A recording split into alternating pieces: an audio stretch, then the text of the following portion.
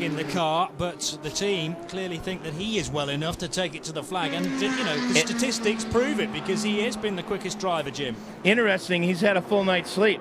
Yes. And boy, I tell you, right now there's a lot of people here that wish they had a full night's sleep. A big off for the 22 Porsche, which skims across on the infield. Second place car. I thought that was for a moment going back across the live track, but that's the shortcut at the West Horseshoe. The WeatherTech Porsche losing it at the kink between the two horseshoes on the infield. Back end well and truly stepping out for Shane van Gisbergen. That's a sign, I reckon, that the Kiwi is not hanging around here trying to catch Rene Rast, but losing it big style right across the grass, offering no grip whatsoever. Yeah, just snapped away from him. He tried to correct it and then it pitched the other way. An awful lot of turf will be scooped up by those Porsche wheels then, and at the Continental tyres. Shortcut the course there effectively, Well, didn't he, at the end of the day? I suppose. Yeah, a bit of grass tracking. Car doesn't look any worse for wear, boys. Got a little bit of grass in the grill. They'll clean that out either with air or just with their hands. He brings the car to a stop. Yeah, you can smell the burning grass, so you can tell he's been off track. All four tires. The rear deck has come off. In the back, looks like they are checking the wing. They're looking down on the right-hand side, checking the whether the wing is loose or not. There is a little bit of play in the right-hand stanchion, and it looks like a bolt has come out of the wing stanchion, and that is and that's going to cause them to have to repair. It looks like they may change the wing. Yes, they're going to change the whole wing, so this is going to be a little bit longer stop than they had hoped. It looks to me, yeah, that bolt had sheared off, so they've got to extract that bolt and try and get this change done as quickly as possible. This is a big scramble at this point. Yeah. As the guys are having trouble, they've got the left side nuts. Those came out very quickly, but the right side seems to be jammed in place.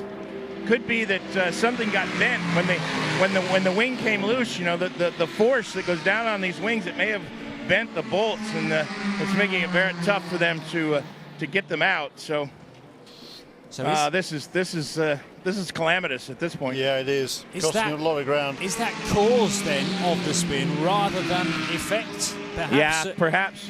Well, yeah, I just wonder with the wings starting to almost fail, it didn't give him the required downforce into a very fast portion of the track between the two horseshoes. You turn left there at an incredible rate of knots, even in a GTD car. Part of the problem here, guys, is that they have to work right over the radiators.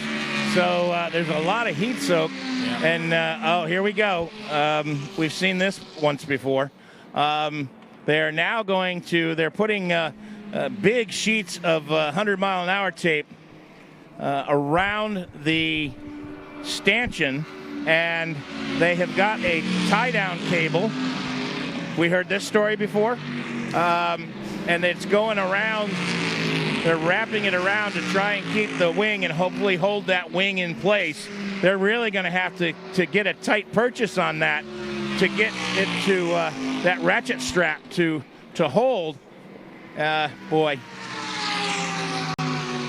Well, this is the Alex Job racing car, the number 22, and on the Team Seattle Alex Job racing car, we have seen exactly the same work being done, and it was the 23 car. It was lower down, though. It was on the bottom splitter. Yeah, this is on the wing, so in fairness to them, they've got a lot more places that they can attach and wrap up, and that is certainly going to make this a little bit safer situation than what they had trying to hold the rear diffuser on. Just an indication of how strong that cord is as well, because they've got garden shears out there to try and slice it in two, and it's taken two guys to get that cut off to make sure that there aren't any straggly ends that are going to get tied up with the engine cover that is now being put back on at the wheel. That is the prototype challenge car with the Chevrolet engine, third in class. Is that Shane van Gisbergen off again? Same place.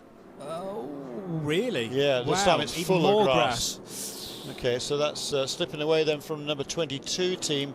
They are down now to 10th place in the class. Boy, how quickly that changes. And look at the rear wing. Yeah, Look it's at the all rear over the wing place. bending back on the stanchions there, offering no downforce whatsoever. And it's pitched the car sideways again through that left-hand kink. Now down to 10th position. This is the car that moments ago was in second place, remember, between Rene Rast and Nicky Katzberg. Meanwhile, on the 20 pit stop, I know it's been and gone, Shay Adam. Welcome back, by the way, to Imson Radio. Did it go faultlessly for the 20 crew?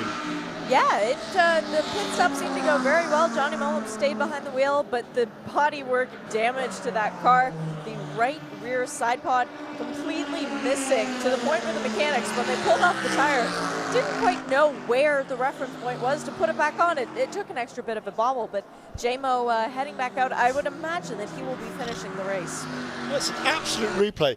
Deja vu. Deja vu. Or what? I mean, exactly the same. I mean, almost to the same wheel track marks when he bounces across the motorcycle track there at turn 5. That's amazing. You get a 9.5 for the repetition in that. Yeah, no kidding. Superb. I honestly thought I was watching a replay. This time, an awful lot more grass in the front grille, but the pressing problem for Alex Job Racing is sorting out this rear wing. It's made the problem worse, if anything. Yes. They're going to fuel it. They're going to brush all the grass out of the way, and then, well, turn their attention to that rear wing. Okay, boys, that did not work. What can we do next?